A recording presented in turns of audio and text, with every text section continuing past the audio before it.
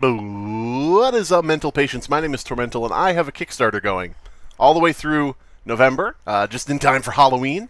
We have the Creepypasta Field Guide. Now, some of you may be aware that I write creepypastas under the name Slimebeast. I wrote Abandoned by Disney and the follow-up stories, which you may have seen as games played on much larger channels. Hello, everybody. My name is Markiplier, and welcome to Five Nights at Treasure Island. Abandoned by Disney. Abandoned by Disney. Miley was abandoned by Disney. Miley Cyrus. Welcome to a game called Bendy. But yeah, the Creepypasta Field Guide is a book looking at some of the tropes and cliches in creepypasta. You know, the different types of characters that you might encounter. You know, it's a field guide. It's to help you understand and recognize the different creepypasta killers and monsters that you might run into in your everyday life. Just a disclaimer, creepypasta isn't real. Please don't go out and do anything drastic. But yeah, things like the Stabby Teen. The Stabby Teen is like every teen, emo, killer, you know, revenge killer type character that you see in so many creepypastas where he goes around stabbing people, usually in a hooded sweatshirt. You're Jeff the Killer, you're Liu the Revenger, you're Clockwork, you know, all those types of characters where it's like a teenager who's pushed one step too far. That type of thing.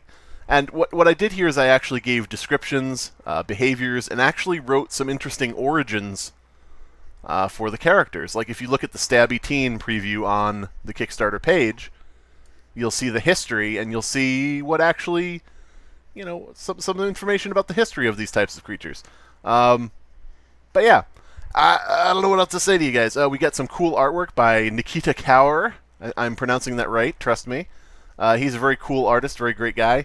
What we're doing is basically the base funding level. We're going to have some D&D monster manual type artwork, you know, for each creature, each character in the book that's explained. And as we get to the different stretch goals, the artwork gets, you know, better and better because I can commission Nikita to actually, you know, do higher and higher levels of commission work.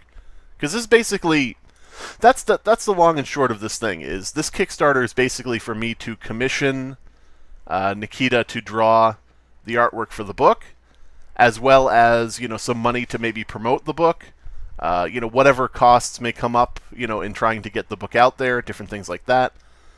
So different things like that, yeah. So we got some goals here. We got full release, extended release, and insane release, and as you can tell, these get more and more crazy as they go. One thing I will say is a lot of people think that I hate Kickstarter. A lot of people think that I hate crowdfunding. They're like, oh, Tormental, you know, he hates Kickstarter because he's made videos about people using Kickstarter, and it's like, no, I hate when people don't follow through on their Kickstarters. I hate when people set out things that they're obviously not going to do, then they get a lot of money, and then they don't do it, and they misuse the money. I hate that type of thing. I don't hate the platform itself, and with this, I've tried to set it up. I went into this thing thinking, how can I do this so that it almost can't fail? Now, of course, if it doesn't get funded, that's a fail. You know, that would be a failure. But on my end of it, you know, so each goal, each stretch goal is something that myself and Nikita can attain, you know, relatively easily. Like, we don't have to, you know, go crazy. I'm not promising that if you donate to a certain level, we'll have a Creepypasta Field Guide game on the PS4. You know, I'm not making crazy things like that. It's just basically additions to the book, additional entries in the book that I'll write, new topics in the book that I'll write about, you know, and as I said, different levels of artwork, different levels of commission work. But yeah, so there's rewards on the side. You can look through those. We got a t-shirt, we got a printed copy of the book, different things like that. We have a really cool music track by Abysme. If you don't recognize the name for some reason, Abysme is the one who did the music for Camp Cadaver, if that refreshes your memory. And if not, you know, then go check out his channel, youtube.com/Abysme. But yeah, we've got a preview of it up here. I'll actually play the preview for you right here.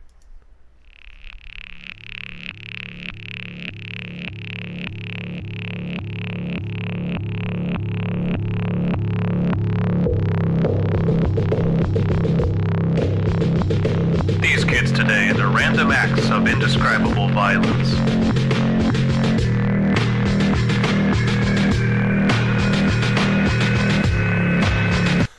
That's all you get.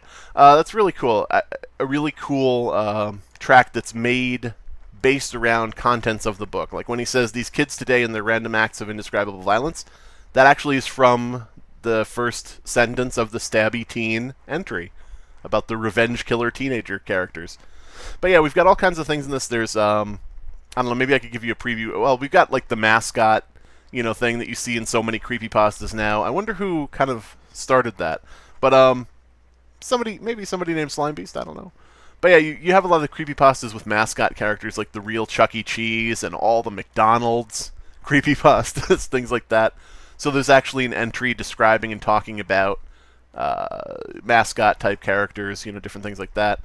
We've got all sorts of eldritch abominations. We've got, a entry about creatures like the Slender Man. Not specifically the Slender Man, but creatures that are like that, the cliche, the trope. Because if you read creepypastas, you'll see a lot of entries in the Creepypasta wiki, a lot of things on creepypasta.com, different stuff like that, where it'll be, I opened the door, and there was a tall, thin, pale-skinned man. And it's always that thing, and it isn't Slender Man, but, it's like a trope that people always use.